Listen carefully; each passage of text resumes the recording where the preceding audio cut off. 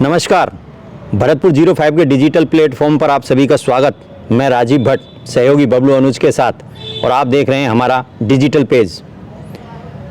भरतपुर का लाल करेगा कमाल, ये हमारी टैगलाइन, जिसमें लगातार चर्चा जारी है भरतपुर के विकास को लेकर। आज हमारे साथ मौजूद हैं भास्कर के वरिष्ठ संवाददाता और राजनीतिक विश्लेषक प्रमोद कल्याण जी। प्रमोद कल्याण जी, आपका चर्चा में बहुत बहुत स्वागत। धन्यवाद। मेरे सभी व्यूअर्स से निवेदन है कि आप सभी जिन्होंने इसको सब्सक्राइब नहीं किया है, चैनल को सब्सक्राइब करें। और विकास की क्या संभावनाएं हैं भरतपुर में? विपुल संभावनाएं विकास की भरतपुर में दिखाई देती हैं, क्योंकि पिछले 5 साल में विकास के कार्य नहीं हुए।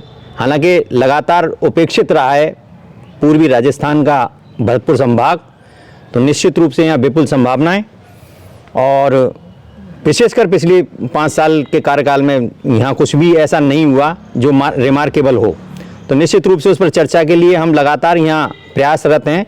और हमारे साथ इस समय जो मौजूद हैं वरिष्ठ संवाददाता हैं भास्कर के, और सबसे बड़ी बात राजनीतिक विश्लेषक हैं, और लंबा अनुभव है इन्हें पत्रकारिता का। एक एक व्यक्ति को जानते हैं, एक एक राजनेता को जानते हैं, परिचित हैं, उनकी शैली से परिचित हैं। सर, आपका स्वागत।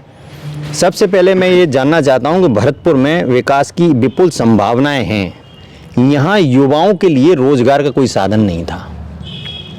देखिए, किसी भी शहर में, कस्बे में, गांव में, प्रदेश में विकास की तो अनंत संभावना रहती हैं, और ये सतत प्रक्रिया है। आज अपन डेवलप शहर के तौर पर अगर जयपुर की बात करें, मुंबई की बात करें, पूना की बात करें, वहाँ भी विकास की आवश्यकता रहती है, क्योंकि नित्य नई आवश्यकताएं पनपती रहती हैं और ये क्रम चलता रहता है। तो चूँकि अब राजस्थान में भरतपुर के निवासी भजनलाल जी सीएम बने, तो उम्मीदें निश्चित रूप से काफ़ी बढ़ गई हैं, और मुझे लगता है कि यहाँ पे काफ़ी काम होने की संभावना है, क्योंकि गृह जिला है, और गृह जिले में हर व्यक्ति का एक लगाव रहता है, एक विश्वास रहता है, और लोगों की जो अपेक्षाएं हैं उन्हें पूरी करने के लिए उन्हें नए नए प्रोजेक्ट लेके आते भी हैं और लेके आएंगे भी, ऐसा मेरा मानना है। पूर्व भाजपा शासनकाल में, वसुंधरा राज्य सरकार में, यहाँ कई कार्य ऐसे हुए थे जो कि संभाग मुख्यालय बनना, उसके अलावा यहाँ नगर निगम का बनना, तमाम जो सुविधाएं थी, हॉस्पिटल वगैरह, और ये तमाम सुविधाएं यहाँ हुई। सबसे बड़ी बात यह है कि यहाँ लगातार पूर्वी राजस्थान का ये भरतपुर संभाग उपेक्षित रहा है। एक बार मुख्यमंत्री बने थे, वो 1 साल के लिए थे। उसके बाद अब संभावनाएं विशेष हो जाती हैं भरतपुर वालों के लिए। प्राथमिक रूप से क्या होना चाहिए भरतपुर का? इंफ्रास्ट्रक्चर में डेवलपमेंट होना चाहिए, रोजगार के साधन उपलब्ध होने चाहिए, क्योंकि कई प्रकरण ऐसे हुए कांग्रेस शासनकाल में जो बेरोजगारी चरम पर पहुंची हुई थी। देखिए, कोई भी बड़े प्रोजेक्ट आते हैं, सरकार और सरकारी सिस्टम के काम करने का एक अलग तरीका रहता है, एक गति जो है अलग होती है, एक प्राइवेट सेक्टर की गति एक अलग होती है। तो इसी कारण से बहुत सारे प्रोजेक्ट जो है सरकार पीपीपी मोड में लेके आ रही है, और ये एक चलन सा बन गया है। बीजेपी वसुंधरा राज्य सरकार में नगर निगम और यूनिवर्सिटी, संभाग मुख्यालय, ये बहुत सारी चीज़ें घोषित हुई, लेकिन बाद में और जो सरकार आई उन्होंने उनको आगे बढ़ाया, अपग्रेड किया। हाँ, तो ये स्वाभाविक रूप से रहता है। ऐसे मेरा मानना है कि एक सरकार ही सब कुछ बहुत कम कर पाती है। कभी कभी किसी मंत्री का, किसी अधिकारी का अगर कोई विशेष लगाव रहता है, कोई जोर रहता है, तो वो उन चीज़ों को ज़रा तय समय पे पूरा कर पाता है। अब जैसे मैं बताऊं कि सुभाष गर्ग जो मंत्री रहे हमारे, उन्होंने यहाँ अपने सिटी फ्लड कंट्रोल के लिए लेके आए, CFCD के लिए, और करीब 284 करोड़ की एक परियोजना, एक बड़ी प्रोजेक्ट लेके आए। लेकिन आज की तारीख में वो 15-16% काम हो पाया है, जबकि वो काम पिछले साल अक्टूबर-नवंबर में पूरा हो जाना चाहिए था। कार्यकाल में, कांग्रेस सरकार में इनिशियली आ जाता था, ये शायद कभी हद तक पूरा हो जाता। ये प्रक्रिया सतत चलती रहती है। आज जो बड़े प्रोजेक्ट ERCP अगर मान लो भाजपा सरकार लेके आएगी, तो संभव नहीं है कि वो इसी 5 कार्यकाल साल में पूरा हो हो पाए। जैसे चंबल प्रोजेक्ट यहाँ भरतपुर में लेके आए थे तो लंबे समय तक चलता रहा तो था। समय लगता है। फिर क्या है, ये अधिकारियों की ढिलाई और ठेकेदारों का सिस्टम, बहुत सारी ऐसी चीज़ें होती हैं। पर उसके लिए क्या है कि आम जन की सक्रियता और इन विषयों को उठाने और प्रेशर बनाने की अगर वो है तो उससे ठीक तरीके से कि आदमी काम करते हैं और ठीक तरीके से जो है गति मिल जाती है। आपने कहा कि यहाँ क्या आवश्यकताएं तो अनंत हैं, बहुत सारी आवश्यकताएं, पर मुझे ऐसा लगता है कि 2-3 चीज़ों पे अगर सरकार काम करे तो काफ़ी तेज़ी से काम हो सकता है और जो सरकार के स्तर पे है। जैसे कि एक तो भरतपुर को पर्यटन जिला घोषित किया जाना चाहिए, इसकी लंबे समय से डिमांड हो रही है और ये सरकार के स्तर का ही, राज्य सरकार के स्तर का ही है। अपन ऐसी कोई बड़ी प्रोजेक्ट की बात करें या डिमांड करें कि साहब वो केंद्र से हो, बहुत भारी भरकम पैसे का कोई बजट होगा तो उसमें बड़ी दिक्कतें आती हैं। पर्यटन जिला सरकार अगर घोषित करती है तो यहाँ पे बहुत सारी संभावनाएं रोजगार की उत्पन्न होंगी। उसकी वजह ये कि एक तो ये गोल्डन ट्रायंगल में है भरतपुर, दिल्ली, आगरा, जयपुर इसके मध्य में है। फिर यहाँ हमारे यहाँ पर्यटन के लिए, चाहे वाइल्ड लाइफ का पर्यटन की बात हो, चाहे हेरिटेज का पर्यटन हो, चाहे धार्मिक पर्यटन हो, वो सारी चीज़, या वाटर स्पोर्ट्स की आवश्यकता पर्यटन की बात हो, तो वो सारी संसाधन हमारे पास ऑलरेडी उपलब्ध हैं, मौजूद हैं। अब जैसे मैं आपको बताऊं, वर्ल्ड सिटी तो है ही अपना, केवलादेव नेशनल पार्क है तो लोग उसमें जा सकते हैं। हमारे यहाँ धार्मिक पर्यटन की अगर बात करें तो हमारे यहाँ बिहारी जी का मंदिर है, जिसे बांके बिहारी वृंदावन का एक विकल्प के तौर पे माना जाता है। और ऐसी मान्यता है कि बिहारी जी जब मुगल काल में मुसलमानों द्वारा जब मंदिरों को नष्ट भ्रष्ट किया जा रहा था, उस काल में कुछ समय के लिए वो बिहारी जी की मूर्ति यहाँ पर आई थी। ऐसा बिहारी जी मंदिर के तत्कालीन महंत राम भरोसी जी का ये दावा है कि फुलवाड़ी में वो करीब 2 महीने तक मूर्ति यहाँ विराजमान रही थी। बाद में इस किले में कुछ समय के लिए विराजमान रही, फिर बाद में स्थितियाँ अनुकूल हुई तो वो मूर्ति वापस चली गई। ऐसा उनका मानना है कि वो जो स्वरूप था, जो उनका यश था, जो शक्ति थी, वो यहाँ रहेगी। तो ऐसे अनेक जो है वृंदावन और वहाँ के जो धार्मिक पर्यटन स्थल और जो सर्किट तो वो ऐसा महसूस करते हैं कि वही अनुभूति, वही एहसास अनुभव करते हैं जो वृंदावन में है।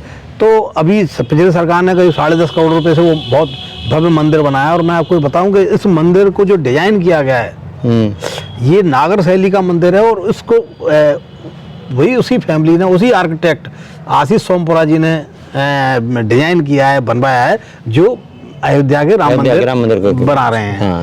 मेरी उनसे बात भी हुई है आशीष जी से और वही रंग बहुत अच्छी जानकारी दी आपने। हाँ। सुमित अग्रवाल जी हमारे व्यूअर्स हैं, जो सुमित अग्रवाल हैं, वो राम राम कर रहे हैं आपको, आपके काफ़ी वो लग रहे हैं। और एक बबीता शर्मा जी हैं, बहुत सुंदर भैया, आपके लिए धन्यवाद बोल रही हैं।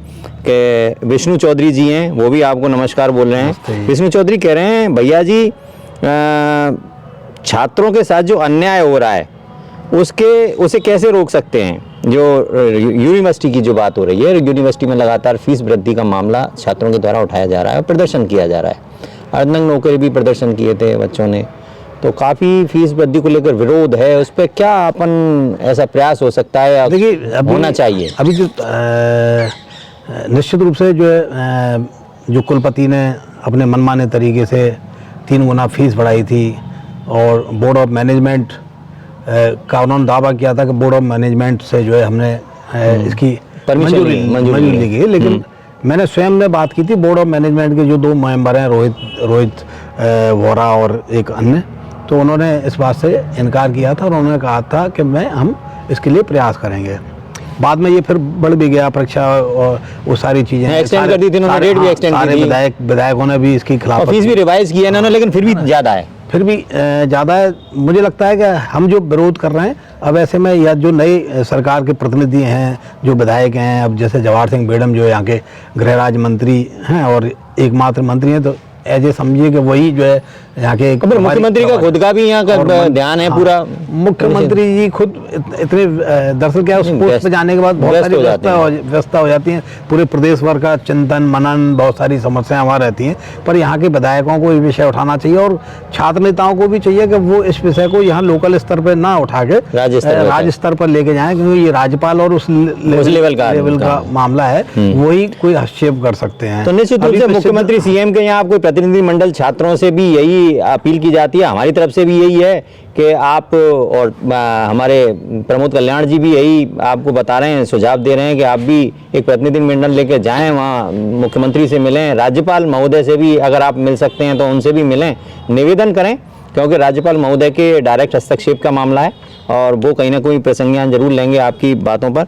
सर मैं आपको एक दुरुस्त करता हूँ, अभी कल परसों भी जो है एक संजय फौजदार हैं, वो मिले हैं, गजेंद्र पाल, ऐसा कुछ 4-5 लोग वहाँ मिल के आए थे, उसमें अरविंद पाल सिंह, हाँ ये लोग भी मिल के आए हैं और सीएम को उन्होंने इस विषय में अवगत ज्ञापन दिया था। अब वो कितना गंभीरता से लिया जाता है ये, पर लेकिन राज्यपाल और सीएम से मिलना चाहिए यहाँ के छात्र नेताओं को, और लगातार प्रदर्शन के साथ साथ जिला प्रशासन और ये जो प्रभारी मंत्री हैं जवाहर सिंह बेडम, उन्हें भी बताना चाहिए। मेरी भी एक बार उनसे चर्चा हुई थी इस विषय में, हमने जब खबर लिखी थी तब उन्होंने कहा था मैं इस विषय को दिखवाता हूँ। तो निश्चित रूप से आपकी इस समस्या पर भी कहीं ना कहीं प्रसंज्ञान राजस्थान सरकार लेगी। मुख्यमंत्री भजनलाल शर्मा के संज्ञान में ये मामला आ चुका है, क्योंकि वहाँ ज्ञापन दिया जा चुका है। सर हम ये कह रहे थे कि टूरिस्ट सर्किट अगर यहाँ बनाया जाए, जो धार्मिक स्थल हैं अपने, चाहे कामा से ले लो और ये यहाँ गोवर्धन, मथुरा, वृंदावन, ये पूरा तो डेवलप है ही है उधर का यूपी का एरिया, और इसमें हमारा कुछ क्षेत्र राजस्थान का भी आता है परिक्रमा मार्ग में। उसके अलावा ये पूरा कामा क्षेत्र जो है ये 84 कोस की परिक्रमा में, ये भी मार्ग काफ़ी अपना धार्मिक स्थल है। उसके अलावा यहाँ से जो हिस्टोरिकल प्लेसेस हैं, जैसे डीग का हो गया, इधर वेयर का हो गया, सफ़ेद महल, उधर बयाना का हो गया, ये तमाम जो चीज़ें हैं ऐसी, इनको अगर इंटरकनेक्ट किया जाए। देखिए क्या पिछली सरकार ने यहाँ कृष्णा सर्किट करके एक बनाने की योजना थी, वो कागजों में बना था ना, और उसके लिए थोड़ी कवायद भी हुई, लेकिन बाद में किन कारणों से वो आगे नहीं बढ़ पाया ये मैं निश्चित रूप से नहीं कह सकता। पर लेकिन मेरा ये मानना है कि यहाँ पर्यटन की बहुत ज़्यादा आवश्यक संभावनाएं, और यहाँ अगर पर्यटन जिला बन जाता है तो बहुत सारे प्रोजेक्ट आएंगे, बहुत पैसा आएगा। देखिए बड़ी विडम्बना है कि यहाँ पे लाइट एंड साउंड शो की मशीनरी लग गई, चेयर लग गई, उसकी टेस्टिंग हो गई, लेकिन वो अभी उसकी कंटिन्यूटी नहीं आई है। स्क्रिप्ट को फाइनल होने में कोई 1.5-2 साल लग गया। अब प्रशासन ये कहता है कि हमने तो वो स्क्रिप्ट जो है फाइनल कर दी, लेकिन उसके बावजूद वो अभी तक चालू नहीं हो पाया। जबकि देखिए इतिहासकारों की कमी थोड़ी है भरतपुर में, इतिहासकारों से कंसल्ट करके किया गया होगा, और जिन्होंने लिखा होगा वो भी निश्चित रूप से इतिहास के विषय में जानते होंगे, जानकारी रखते होंगे। अब हमारे यहाँ जैसे बयाना में बंद वारठा है बहुत बड़ा, और वहाँ वाटर स्पोर्ट्स के लिए एक प्रोजेक्ट बनाया गया था और वो कागजों में बन गया, लेकिन उसमें अब आगे नहीं हुई। अगर वहाँ वाटर स्पोर्ट्स हो तो वो इलाका वो डेवलप हो सकता है। अगर बांध वाराठा को ऊपर डेवलप करेंगे तो रुदावल में जो है वो जो हनुमान जी का मंदिर है जिसकी बड़ी आस्था है, यूपी वगैरह में काफ़ी आसपास है, वो इलाका डेवलप हो सकता है। फिर बयाना का किला अपने आप में बड़ा ही यूनिक है, जिसका 2000 साल से ज़्यादा पुराना इतिहास है, और बल्कि ये कहा जाता है कि द्वापर काल के जो बाणासुर थे जिनसे भगवान श्री कृष्ण ने युद्ध किया, जिनके प्रपोत्र का जो है वो हुआ गंधर्व विवाह हुआ उनसे, ऊषा उनकी चित्रलेखा से, और उनसे ऊषा मंदिर जो वहाँ फेमस है, वो अपने आप में ये कहा जाता है कि राजस्थान का पहला जो है बड़ा मंदिर है वो, तो वो इलाका डेवलप हो सकता है। कुछ व्यूअर्स और हैं, कुछ हमारे व्यूअर्स और हैं जो कह रहे हैं, एक एलपी सिंह जी हैं, ये कह रहे हैं किसी काम को पूरा होने के लिए समय तो लगता है, राजनीतिक दृष्टि इच्छा शक्ति की कमी है, ये बहुत आवश्यक है। सबसे बड़ी बात ये देखा गया है कि पूरे संभाग में 2018 के चुनाव में पूरे संभाग में एक सीट थी बीजेपी की, और लियो मान लियो सब कुछ मिला मिलू के बाद में जो सारे सब कांग्रेस में ही चले गए, वो लगभग 18 सीट कांग्रेस के हाथ में थी पूरे संभाग में। 18 सीटों में भी, और भरतपुर के 7 विधायकों में से 6 मंत्री, 2 मंत्री पद का दर्जा ही थे, तो 6 मंत्री। अपेक्षाकृत विकास नहीं हुआ, जो विकास की संभावनाएं यहाँ हो सकती थी। पूरा संभाग कांग्रेस के हाथ में था, सरकार कांग्रेस की, सब कांग्रेस के, फिर भी भरतपुर अछूता रहा। नहीं देखिए, क्या? पिछली सरकार में काम करने का एक अलग तरीका था। अलग तरीका ऐसा था कि सरकार लगातार अस्थिर मोड में रही, तो अस्थिर वहाँ सरकार को बचाने की कवायद ज़्यादा हुई। इस कारण से क्या हुआ कि विधायकों को बहुत ज़्यादा अधिकार दे दिए गए। तो ऐसा नहीं है कि वहाँ डेवलपमेंट हुए, डेवलपमेंट बड़े प्रोजेक्ट नहीं हुए कि जो मतलब जिले स्तर पे कोई बड़ा प्रोजेक्ट बनना चाहिए जैसे आम वो जन नहीं को हुआ। लाभ होता। हाँ, नहीं, लेकिन क्या विधानसभा स्तर पे बहुत काम हुए, ऐसा नहीं कहा जा सकता कि काम नहीं हुए। आप चाहे वैर की बात हो, चाहे बयाना में थोड़ा कम हुआ क्योंकि अमर सिंह जी दूसरे पक्ष के थे। चाहे भरतपुर की बात हो, चाहे डीग की बात हो, चाहे काम तो खूब हुए। ठीक है, आप भरतपुर में RVM हॉस्पिटल की बात हो, सिस्टमेटिक ढंग से काम होना और एक काम होना, दोनों में बहुत फर्क होता है। काम तो पर्याप्त हुए। मेरा मानना है कि कोई 2-2.5 हज़ार करोड़ से भी ज़्यादा के पिछले 5 साल में बजट नहीं हो तो नदबई में भी काफी बजट सैंक्शन हुआ था, काफी काम हुआ, पर उनमें जो गुणवत्ता को लेकर सवाल जो खड़े हुए वो लगातार कहीं ना कहीं विवादों में रहे और घेरे में शक के घेरे नहीं में रोक पाए। तो लेकिन क्या है कि व्यक्तिगत रूप से जो है दिक्कतें लोगों को। हाँ, ये कि हमारे विनोद चौधरी जी हैं, विष्णु चौधरी सॉरी, ये महाराजा सूरजमल यूनिवर्सिटी का मामला उठा रहे हैं। आपको बता दिया गया था, कोई भी ऐसा अपनी डेलीगेशन लेके जाएं। एक आशीष अग्रवाल हैं, आपको शुभकामनाएं दे रहे हैं। तरुण पोद्दार हैं, विष्णु चौधरी ये कह रहे हैं एडमिशन नहीं हो रहा है, भैया एडमिशन करा दो, मेरा एडमिशन नहीं हो रहा है यूनिवर्सिटी में, इनकी प्रॉब्लम है, मिलना आप इनसे भाई, मैं मदद करेंगे जो भी कर सकते हैं। यूनिवर्सिटी का कर्मचारी नहीं हूँ, तो पोर्टल पे आप डालिए, जो सिस्टम है, जो सिस्टमेटिक ढंग से जो प्रोसेस है उस प्रोसेस से करिए आप। और उसके अलावा एक उत्कर्ष भारद्वाज हैं, अच्छा सुझाव है पर्यटन सिटी का, तो निश्चित रूप से सुझाव अच्छा है। और सुझाव में सबसे बड़ी बात यह है कि आप लोगों का भी सहयोग, ये प्रशासनिक स्तर पर या राज्य सरकार के स्तर पर ये कार्य नहीं होते, इसमें हमारा आपका सहयोग विशेष होता है। हमारा आपका सहयोग होगा तभी ये चीज़ संभव हो पाएंगी। यहाँ अगर क्राइम पे कंट्रोल नहीं होगा ना, तो पर्यटन स्थल का कोई महत्व नहीं है, कोई नहीं आएगा घूमने। क्राइम पे कंट्रोल होना चाहिए, उसके लिए हमें सूद चावल में चलना चाहिए। देसी भाषा में कहते हैं ना, सूद चावल में टकाटक। तो जब हम सूद चावल में चलेंगे तो फिर सब चीज़ सूद चावल में आ जाएंगी। सबसे पहला हमारा जो विशेष है, सर मैं ये पूछूं जी, एक बात कर, मतलब क्षमा करें, बात नहीं बताएं, काट रहा। अपना वो विषय अभी पर्यटन वाला पूरा नहीं हुआ है। मेरा फोकस पर्यटन पे इसलिए है कि देखिए, भरतपुर में काफ़ी चीज़ें हैं जो देखी जा सकती हैं, आदमी ठहर सकता है। ठीक है, अच्छा यहाँ संसाधन भी अब काफ़ी डबल हुए हैं, लगभग 2,500 कमरे हैं, 125 के आसपास होटल इंडस्ट्री देखिए, पूरा रेस्टोरेंट है, जहाँ आप किसी भी लेकर 300-400 रुपये से लेकर आप 5-7 हज़ार रुपये तक के ले सकते हैं। लग्जरी तक भी है, स्वीट वगैरह भी है, और लगातार ये डेवलप हो रहे हैं। अभी भी कोई 5-7 होटल जो है पाइपलाइन में है, निर्माण कार्य में चल रहे हैं। लोग पैसा इन्वेस्ट कर रहे हैं, तो निश्चित रूप से पर्यटन तो आ ही रहा है। लगभग केवलादेव घने में हर साल लगभग 1.5 लाख टूरिस्ट आता है, केवल घना में। यानी 25 तारीख से लेके और 5 जनवरी तक, आप तो इससे जुड़े हुए हैं, आपको ऐसी स्थिति रहती है कि हमारे पास 20 फ़ोन ऐसे आते हैं कि साहब आप हमें केवल टिकट दिलवा दीजिए, फ्री में नहीं, केवल हमें टिकट अवेलेबल करा दीजिए, कैसे भी। ठीक है, तो यानी ट्रैफिक बहुत है, क्योंकि और वीकेंड पे ये शनिवार और रविवार के दिन यहाँ जबरदस्त ठीक टूरिस्ट रहता है, 12 महीने रहता है। ठीक है, और पिछले मैंने 2 साल में ये देखा कि त्योहारों पर यहाँ पे, होली पे, दिवाली पे, रक्षाबंधन पे, 15 अगस्त, 26 जनवरी, जब भी छुट्टी रहती है तब यहाँ खूब टूरिस्ट रहता है। अब हमें आवश्यकता इस बात की है कि वो जो टूरिस्ट केवलादेव घना तक आके रह रहा है, उसको स्टे कराया जाए, या तो सिटी में जाए, सिटी में भी जाने लगा है, पर वो अभी वो उतनी नहीं है। राजकीय संग्रहालय में जाए, राजकीय संग्रहालय में भी दर्शकों की संख्या बढ़ी है। उससे ज़्यादा आवश्यक है कि वो टूरिस्ट डीग तक जाए, कामा तक जाए, क्योंकि डीग के जो जल महल हैं वो अपने आप में बहुत ही यूनिक हैं। ठीक है, कुमेर के जो महल हैं वो अपने आप में दर्शनीय हैं, उनकी वहाँ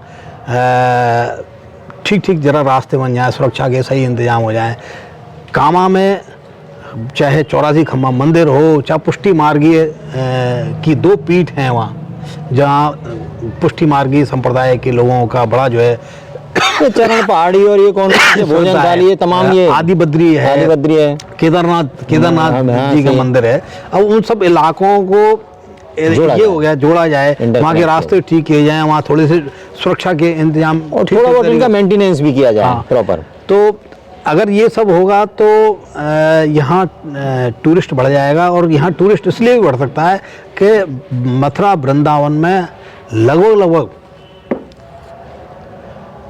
50 लाख टूरिस्ट आने लगा है साल भर में। सही बात है। अगर हम उसमें 10%, 5% भी लिया है ना, उसको तो इधर बहुत move शिफ्ट कर दिया, करके, सही बात है। और वो अभी चाहते हैं कि वो वहाँ से निकल के, वहाँ पे इतनी भीड़ और इतना रस रहने लगा है लाजवाब कि हिस्टोरिकल प्लेस है यहाँ, यहाँ तो बहुत अच्छी संभावनाएं हैं। आगरा में ही जो है नहीं, आपने एक मामला उठाया था, 7 से 8 लाख टूरिस्ट आ रहा है। आपने एक मामला उठाया था केवलादेव नेशनल पार्क का। मैं इसमें ये पूछना चाहूंगा, केवलादेव नेशनल पार्क जो पहले लुक था इसका, तो वेटलैंड एरिया है ये, 29 स्क्वायर किलोमीटर का वेटलैंड एरिया है। पहले इसमें 400 से ज़्यादा स्पीसीज आती थी, स्पीसीज की भी संख्या कम हुई है। चलो वो तो मौसम का परिवर्तन या क्षेत्रीय समस्याएं भी हो जाती हैं, उसकी वजह से होगा। लेकिन सबसे बड़ी बात यह है, इसको बात पहले जयराम रमेश जब वो थे कांग्रेस के शासनकाल में, जब पर्यावरण मंत्रालय था उनके पास, जब वो एक बार आए थे यहाँ, उन्होंने इस बात का विरोध किया था, यहाँ इसको कॉन्क्रीटाइजेशन किया जा रहा है। कॉन्क्रीटाइजेशन एक वेटलैंड में कंक्रीट का काम ही नहीं होना चाहिए, सबसे पहली बात ये। इसका आपको ध्यान होगा तो यहाँ ये उन्होंने इस बात पे यहाँ एक सेमिनार की थी, और उसमें इस बात को पत्रकारों से भी बोला था। उन्होंने कहा था कि हाँ, आपने जो मुद्दा उठाया है, ये कॉन्क्रीटाइजेशन नहीं होना चाहिए। यहाँ ये जो काम होते हैं ये कहीं ना कहीं डरावने होते हैं, और आसपास जो इसके 500 मीटर एरिया तक ऐसे कंस्ट्रक्शन नहीं होने चाहिए थे, जो कि केवलादेव नेशनल का अंतर्राष्ट्रीय मानचित्र पे अपना कितना टूरिस्ट आता है, और बर्ड वॉचर तो आते ही हैं, ये तो स्वर्ग माना जाता है उनके लिए। तो निश्चित रूप से आप लोग अपन क्या मानते हैं इसको, इसमें कहीं ना कहीं विकास की संभावनाएं बहुत हैं यहाँ। अब ये तो जैसे कि बीच में कुछ चीज़ें इन्होंने निर्माण कार्य कराई थी, केवलादेव घना विरोध भी हुआ था उसका, तो उसका थोड़ा विरोध भी हुआ था। तो उसमें उनका मैनेजमेंट का ये दावा था कि ये जो भी काम हो रहे हैं, हमने एम्पावर्ड कमेटी से स्वीकृति लेने के बाद हो रहे हैं, और यहाँ केवलादेव घना के डेवलपमेंट के लिए, यहाँ की पक्षियों के लिए वेटलैंड मुहैया कराने के लिए और टूरिस्ट की सुविधा के लिए ये विकसित किया जा रहा है। नहीं, नेचुरलिस्ट माने तो नेचुरलिस्ट का तो ये मत हो ही नहीं सकता कि कंस्ट्रक्शन अगर कॉन्क्रीटाइजेशन हो रहा है तो वो उसके लिए पक्षियों के हिसाब से। खैर ये अब ये प्रशासन का उनका मामला है ये, लेकिन इस पर फिर भी इनको फोकस किया जाना चाहिए। अब आप टूरिस्ट सर्किट में संभावना ही है, देखो यहाँ टूरिस्ट सर्किट जोड़ सकते हैं, यहाँ अपने म्यूजियम भी आ सकता है, गंगा मंदिर है, उत्तर भारत का सबसे फेमस लक्ष्मण मंदिर है, क्या आर्किटेक्चर है, कितनी बढ़िया कढ़ाई है ना, किस शैलियों का समावेश किया गया है। तो सबसे बड़ी बात यह यहाँ तक टूरिस्ट पहुँचे, इसके लिए यहाँ एक तो जनसंख्या बढ़ रही है, लगातार दबाव बढ़ रहा है यहाँ मार्केट पर, मतलब पब्लिक का दबाव बढ़ रहा है। पब्लिक के दबाव के हिसाब से वहाँ स्पेस भी चाहिए, मार्केट वहीं है, स्पेस भी नहीं है। टूरिस्ट को अंदर आप मार्केट में लाएंगे तो टूरिस्ट को लाने के लिए कहीं ना कहीं के लिए प्रयास करने होंगे, वो लोकल प्रशासन को करने होंगे। जाम लगे रहते हैं, आप स्थिति देखते हैं, ये जाम की समस्या क्या है, यही तो है। नहीं, अब इसमें सरकार की तो कोई भूमिका रहती नहीं, स्थानीय प्रशासन की, स्थानीय विधायक की, स्थानीय लोगों की। टाउन प्लानिंग का काम होना चाहिए ना। असल में क्या है कि अभी लोगों को जो है सिविल सेंस के प्रति भी जागरूक होना पड़ेगा। हम दूसरे के लिए तो ज्ञान दे देते हैं, लेकिन हम खुद भी अपनी बाइक कहाँ खड़ी करते हैं, कहाँ पर हम नियमों को फॉलो करते हैं। हाँ, वो तो करना ही चाहिए पब्लिक को। जब तक नहीं करेंगे तब तक तो दिक्कत है, क्योंकि डंडे के बल पे तो किया नहीं जा सकता। भरतपुर लोग यहाँ नियमों को फॉलो नहीं करते, लेकिन जयपुर दिल्ली जाते हैं तो तुरंत से यहाँ से निकलते ही बेल्ट लगा लेते हैं, और यहाँ किसी को कहते रह जाओ। तो ये सब शहरों में रहता है, इसमें कोई नई बात नहीं है। आप बहुत जगह रहे हैं, आप भास्कर के वरिष्ठ संवाददाता हैं दैनिक भास्कर के, और आप विभिन्न सिटियों में रहे हैं, आपने वहाँ की भी स्थिति देखी होगी।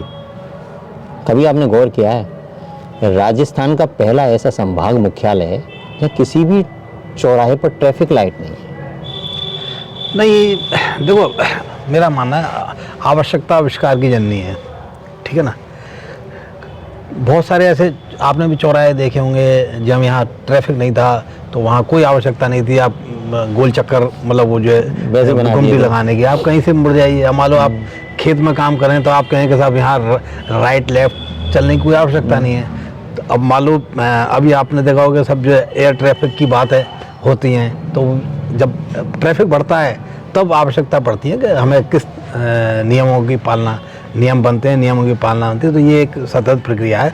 मैं आपको एक फिर से मैं स्वयं उस विषय पे लेके आना चाहता हूँ हाँ। कि भरतपुर के लिए आवश्यकता क्या है ना। मुझे लगता है कि अपन को उसी पे ज़्यादा चर्चा हाँ, करनी बताइए। चाहिए।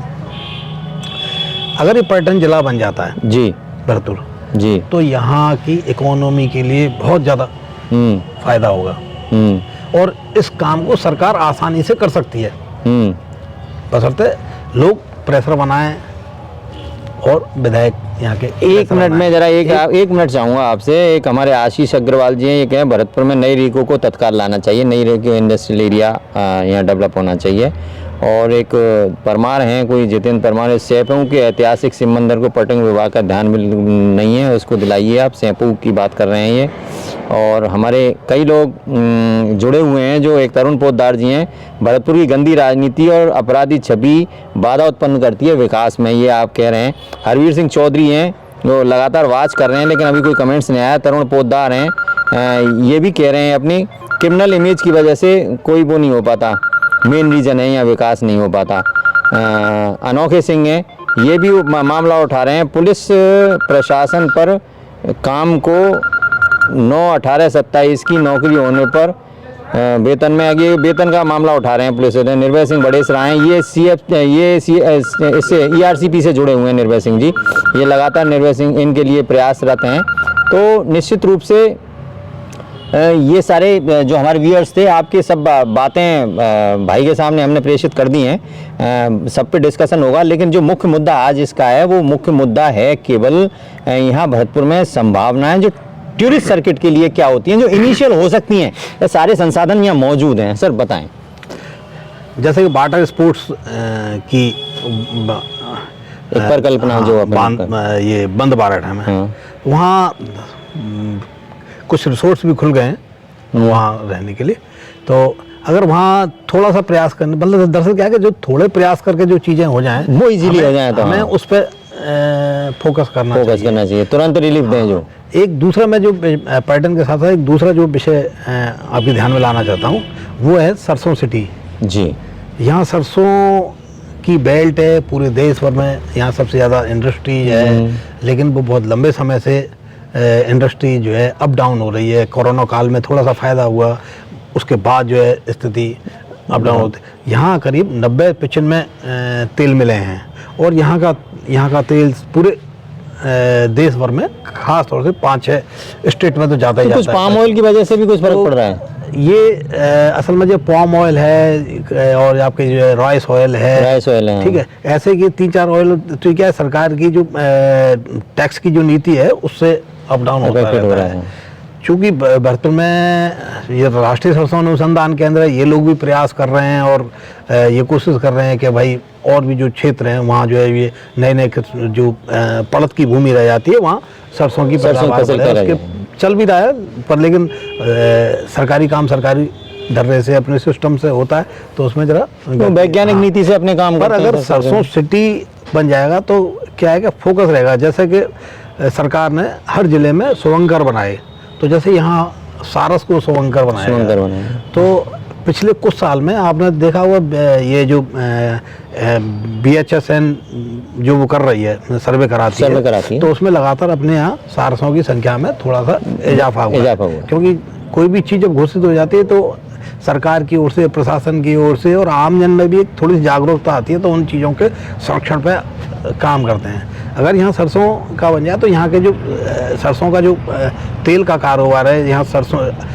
मेन क्रॉप भी यहाँ सरसों की 3-3.5 लाख हेक्टेयर में बोई जाती है। फिर भरतपुर केंद्र है, यहाँ से लेके धौलपुर, भिंड मुरैना से लेके, और ये भिंड मुरैना ग्वालियर, इधर जो है आपके धौलपुर, इधर भरतपुर, करौली, सवाई माधोपुर, इधर कोटा, बारा, और ये पूरा जो है नीमच वगैरह तक जो है ये वहाँ पूरी तक बेल्ट जाती है जो अपने, हाँ, सरसों की है। और यहाँ सारी जगह से सरसों जो है भरतपुर में आती है।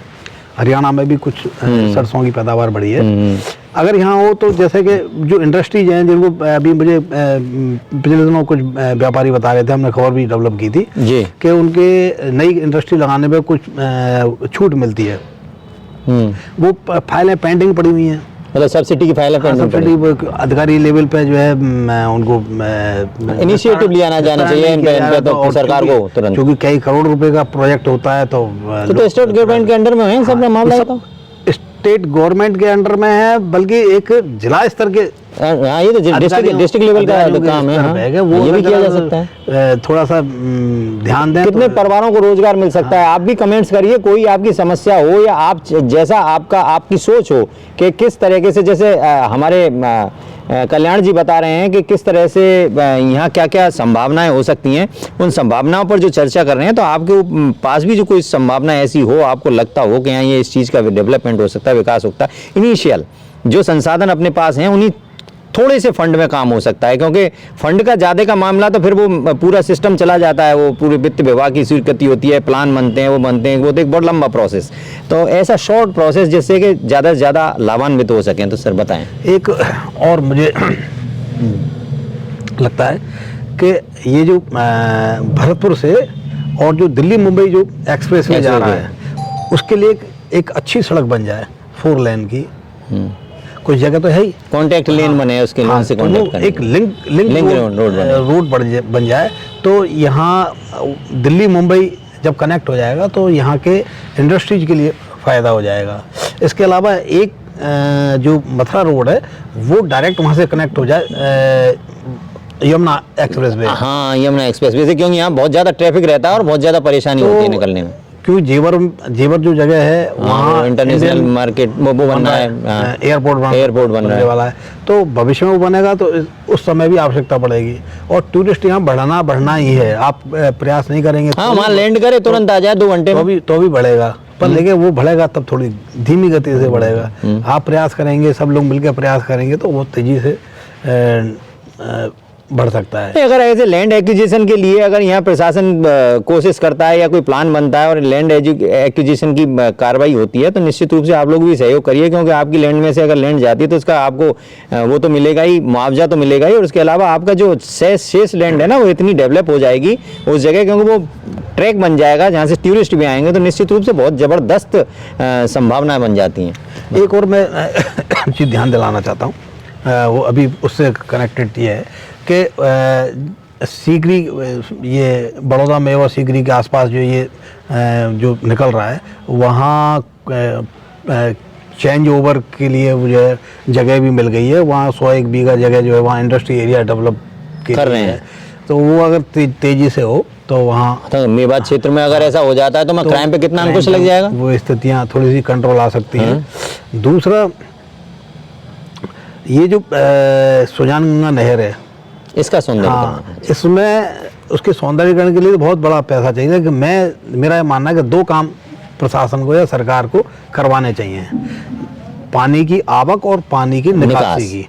और निकासी के लिए थोड़ा सा यह है कि जैसे सहयोग नगर में पानी निकासी की, पहले आपने देखा होगा स्टेट टाइम, पुराने स्टेट टाइम पे जो 3 नाला था उनका, ऐसी एक अब एनकरेजमेंट की वेट चढ़ गई।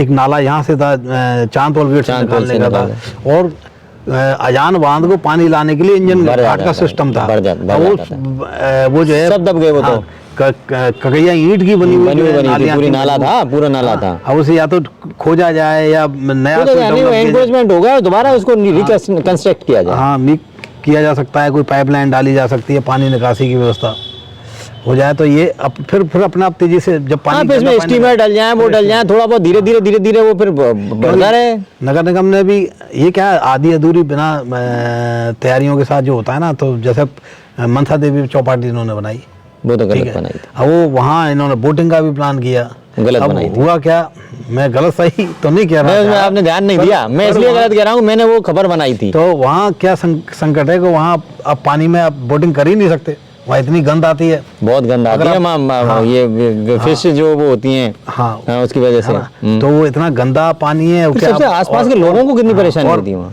गर्मी के मौसम में तो आप इतना जबरदस्त। उसमें भपका रहता है कि बहुत जो आप कर ही नहीं सकते। पानी वो चेंज होना चाहिए ना कहीं किसी न किसी स्तर पे। पानी चेंज तभी होगा जब पुराना पानी निकलेगा, नया पानी आएगा, है ना। तो और अगर ये जो ERCP की जो योजना बन रही है, तमाम पानी की संभावनाएं यहाँ बन जाएंगी। तो अगर इस प्रोजेक्ट को भी लगातार इससे कनेक्ट कर दिया जाए, बहुत बड़ा प्रोजेक्ट नहीं है, इसको अगर कनेक्ट कर दिया जाए पानी का बंदवारेटा से यहाँ तक, तो निश्चित रूप से बंदवारेटा ये से अजानवन से, तो ये निश्चित रूप से ये बहुत अच्छा एक पर्यटन स्थल बन जाएगा। पहला सिस्टम था ये रियासत काल में जो है पूरा अब system। उसको खोजा जाए, नहीं तो वो जो अतिक्रमण किए हैं उनको हटा के उनको उस जगह पे बनाया जाए दोबारा, तो कहीं ना कहीं ये दोबारा से जीवंत हो सकती है सुजान गंगा, और इसको एक पर्यटन स्थल के रूप में अपन विकसित कर सकते हैं। अपने आप बहुत यूनिक चीज़ है। यहाँ किले का अपना इतिहास यूनिक है, इसकी बनावट अपने आप में यूनिक है। अष्टधातु का गेट हो, चाहे ये चौरजा वाला गेट हो, इधर सामने जो गढ़ी थी वो अपने आप में यूनिक है। राजनीतिक इच्छा शक्ति का अभाव देखा गया है यहाँ। सबसे बड़ी बात यह है, यहाँ चुनाव जीतने के लिए एक वादा पत्र बनाया जाता है, उसमें ये बोला जाता है कि हम इसको प्राधिकरण बना के डेवलप कराएंगे। प्राधिकरण की तो बहुत दूर की बात है, उस मतलब प्राधिकरण का कहीं वो भी नहीं बनाया गया, या आड़ा तिरछा खांचा भी नहीं खींचा गया, और पूरा 5 साल निकाल दिया। फिर आप 5 साल मांगते हैं कि अधूरा विकास रह गया। अरे भैया, तुमने पहले किया क्या जो अधूरा रह गया? कुछ शुरू तो करते। आपने प्राधिकरण की बात करी कि अपन किले का प्राधिकरण बनाएंगे, सुजान गंगा का वो बनाएंगे, इसको डेवलप करेंगे। 4 दिन के लिए आपने वो उतार दी, यहाँ नाव उतार दी, 3 लाइट लगा दी हेलोजन, उससे क्या डेवलपमेंट माना जाता है? ये पर्यटन स्थल बन जाता है? चौपाटी आपने बना दी जो गिरासू टंकी है उसके नीचे। देखिए, मेरा मानना है कि जब चीज़ों को अपन सकारात्मक रूप से देखेंगे कि वो एक शुरुआत तो हुई कि यार ऐसा हो सकता है। ठीक है, हो सकता है कि हमारे सोचने के हिसाब से इतना नहीं हुआ हो, पर लेकिन एक शुरुआत हुई, लगा कि हाँ ये चीज़ यहाँ डेवलप हो सकती है। तो कोशिशें होती रहनी चाहिए, करते रहने चाहिए। अब ये है ना, ये कोशिश लगातार रहनी अब चाहिए। जो असल में क्या है कि जन जो शक्ति है ना, जन इच्छा शक्ति, वो कमज़ोर जहाँ होती है वहाँ दिक्कतें आती हैं। अब मुझे बताइए, आपने तो खैर विधानसभा चुनाव कवर किए थे ताज़ा, क्या भरतपुर विधानसभा क्षेत्र में या किसी अन्य विधानसभा क्षेत्र में डेवलपमेंट कोई मुद्दा था क्या? नहीं था, कोई नहीं था, कोई मुद्दा नहीं था। टोटल जातिगत मुद्दे पर पूरा राजनीतिक मुद्दे वही रहे बस। मुद्दे पे हुआ। तो फिर पॉलिटिकल आदमियों को आप, पॉलिटिकल लोगों को आप कैसे दोष दे सकते हो? दोष कैसे दे सकते हो? बात भी सही है आपकी, ये बात तो सही है। मुझे बताइए कि मुद्दा कहीं विकास का तो बनता ही नहीं है। पॉजिटिव बात हो चाहे नेगेटिव बात हो, चुनाव में कोई डेवलपमेंट की कोई बात ही नहीं, कोई इश्यू ही नहीं सामने आया। मुद्दा जातिगत और धार्मिक मुद्दे बनते हैं, धर्म के मुद्दे बनते हैं और जातिगत मुद्दे बनते हैं। सारी चीजें चलती रही, तो जब पॉलिटिशियन भी देख लेते हैं कि यार लॉलीपॉप दो, और जो है नहीं लकीली कभी हमें एक मुख्यमंत्री साहब से, भूतपूर्व मुख्यमंत्री साहब से मिलने का मौका मिला था। उन्होंने एक बात कहा था कि विकास अगर करा दिया तो ये मान लो आपकी हार निश्चित है। इसलिए ये उनका कहना था, तो ये उनका व्यक्तिगत विचार था। तो ये व्यक्तिगत विचार शायद मेरे ख्याल से सब अपना लेते हैं, इसको सब आत्मसात करके बैठे हुए हैं क्या? देखिए, चुनाव में क्या है, बहुत सारी चीज़ें काम करती हैं। डेवलपमेंट भी काम करता है, धनबल भी काम करता है, बाहुबल भी काम करता है, जाति भी काम करती है, मुद्दे भी काम करते हैं। ठीक है, कभी कभी कोई चीज़ ज़्यादा प्रभावी हो जाती है तो वो, अब जैसे इस चुनाव में डेवलपमेंट की कोई बात नहीं हुई, सिर्फ चेहरों की बात हुई, तो इसलिए चेहरों के हिसाब से परिणाम सामने आ गए। तो अब आपके भजनलाल शर्मा जी से बहुत अच्छे संबंध हैं, मुख्यमंत्री हैं राजस्थान के, आपके अच्छे संबंध हैं जैसा कि हम जानते हैं, और जो आपसे परिचित हैं वो भी जानते हैं, खुद भजनलाल शर्मा जी भी जानते हैं, लंबे समय तक आपके संपर्क में रहे हैं। आप कल परसों मुलाकात भी करके आए थे। कुछ इस मुद्दे पे बात हुई कि भरतपुर का क्या विकास हो, या केवल शुभकामनाओं तक ही सीमित रहा ये मुलाकात का दौर? मुलाकातें तो व्यक्तिगत हैं, तो व्यक्तिगत चीज़ें सार्वजनिक रूप से नहीं ये है ना। हाँ, पर ठीक है, मेरी मुलाकात हुई, अच्छी मुलाकात हुई। एक मैं मित्र भाव से मिलने गया था कि वो CM बने, मैं उन्हें बधाई देने गया था, वो मिले, और क्या संभावना आगे ऐसे बनेगी कि भरतपुर के विकास के लिए अपन बिल्कुल उन्होंने ऐसा कहा कि बहुत कुछ काम करना है राजस्थान के लिए, और उसमें राजस्थान में भरतपुर भी शामिल है, और चूंकि उनका गृह जिला है तो निश्चित रूप से यहाँ अच्छा काम होगा। एक लोगों ने पिक्चर देखी थी, एक पात्र का रोल में एक सिंघम का रोल पसंद आया था लोगों को बहुत। तुलना की जाती है कि सिंघम का रोल निभाएंगे भजन लाल जी, और उन्होंने इसका ट्रेलर दिखाया था। पदभार ग्रहण किया, पदभार ग्रहण करते ही SIT गठन कर दिया और AGTF बना दी, एंटी गैंगस्टर टास्क फोर्स बना दी, जीरो टॉलरेंस भ्रष्टाचार और महिला अत्याचार, इस पर सरकार काम करेगी। भ्रष्टाचार, महिला अत्याचार और ये जो कानून व्यवस्था, कोई टॉलरेंस नहीं, इस पे काम करेगी। ये संदेश दे दिया, एक कड़ा संदेश था। दोनों ही कमेटियाँ AGTF SIT काम भी करने लग गई।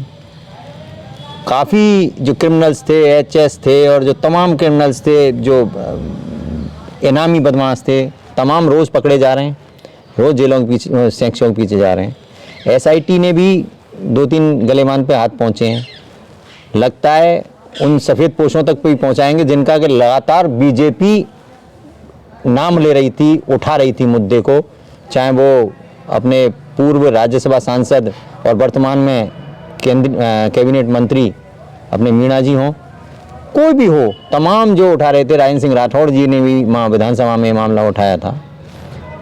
इस पे सख्त एक्शन लिया। कल भी मुख्यमंत्री ने वहाँ बोला है उदयपुर में, श्रीनाथ जी में, तो नाथद्वारा में ये बात बोली है कि जीरो टॉलरेंस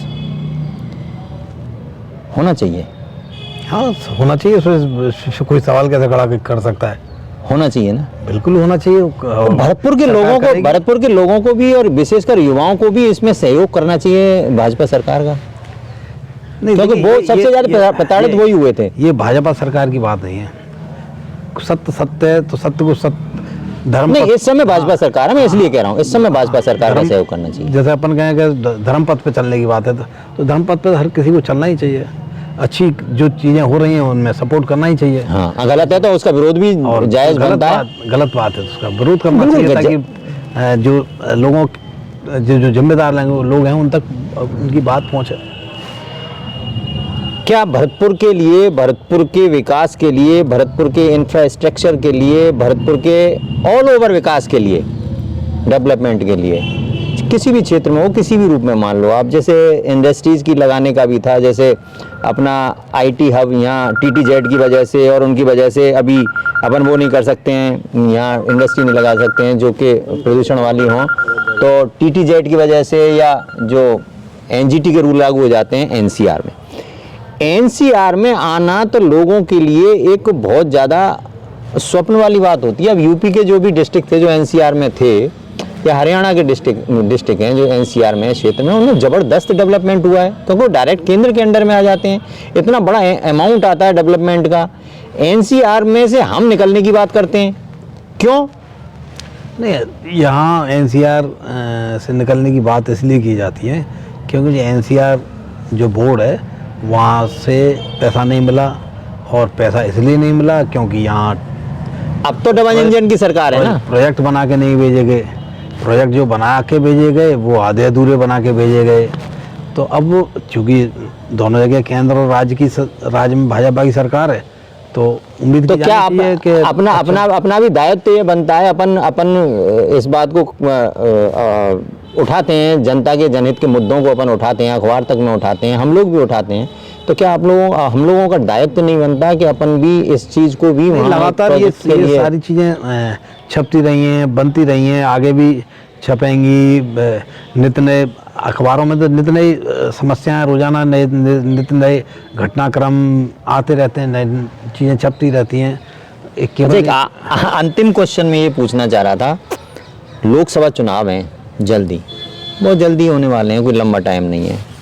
अभी तो सब पूरा हिंदुस्तान राम में बना हुआ है, और भरतपुर का तो विशेष भाग्य है, अपना सौभाग्य है कि यहाँ के पत्थर से श्री राम का मंदिर बन रहा है। इसके बाद कहीं तक स्थिति लोकसभा की स्पष्ट हो जाएगी, क्या होगा जब तक INDIA का भी गठबंधन अपना कहीं ना कहीं सीटों के बंटवारे को कर लेगा, अपन यहाँ भी बीजेपी की भी स्थिति स्पष्ट हो जाएगी अपनी कि कैसे कैसे किनसे अलायंस करना है, क्या है। इस ड्यूरेशन में राजस्थान सरकार में इनका जो मिशन 25 है, 25 सीटों का, उस मिशन को पूरा करने के लिए भजनलाल सरकार को कहीं ना कहीं विशेष प्रयास करने होंगे।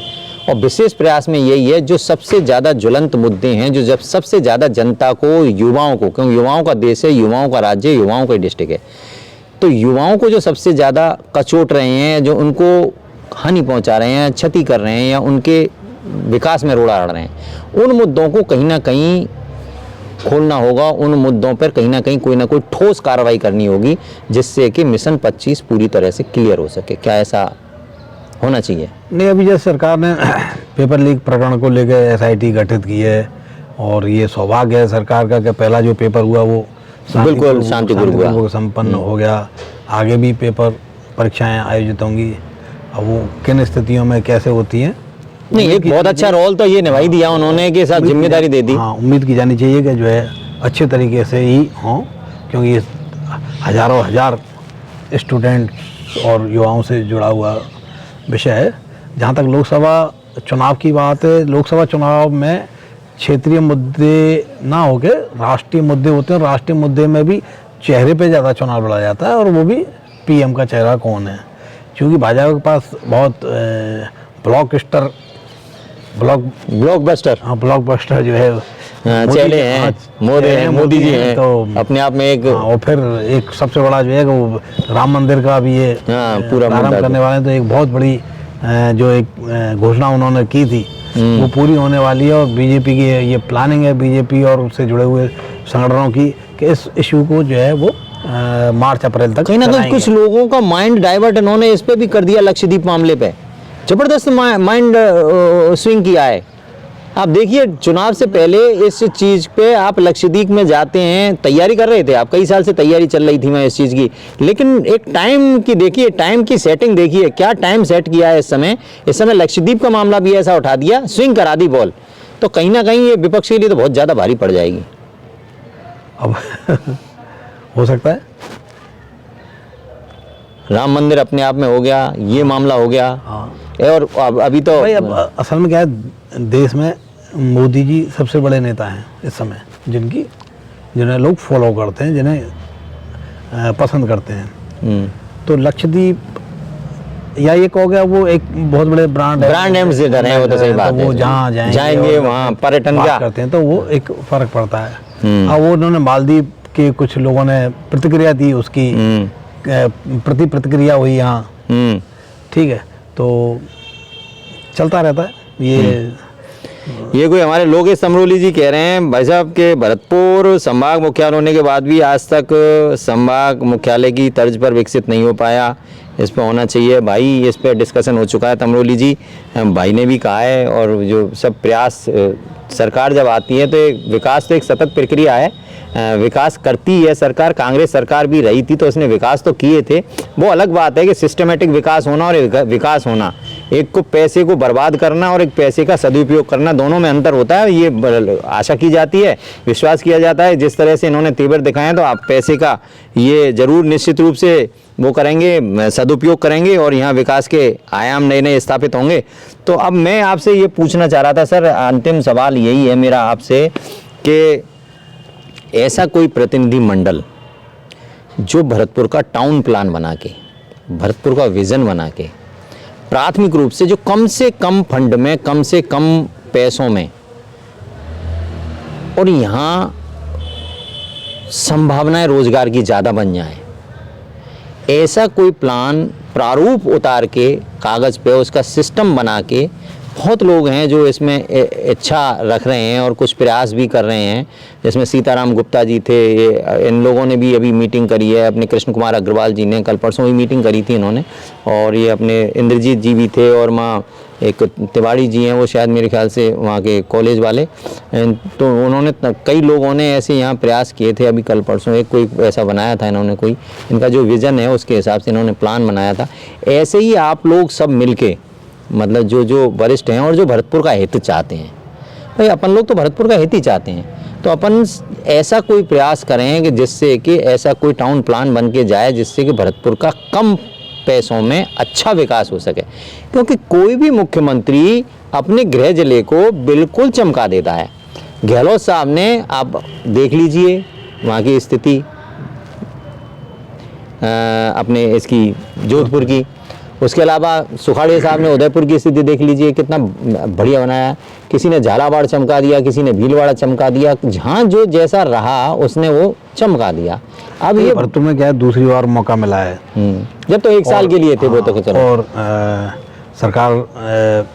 सरकार ने या केंद्रीय नेतृत्व ने बहुत दमदारी से और भरोसे के साथ भजन लाल जी बनाया है। तो निश्चित रूप से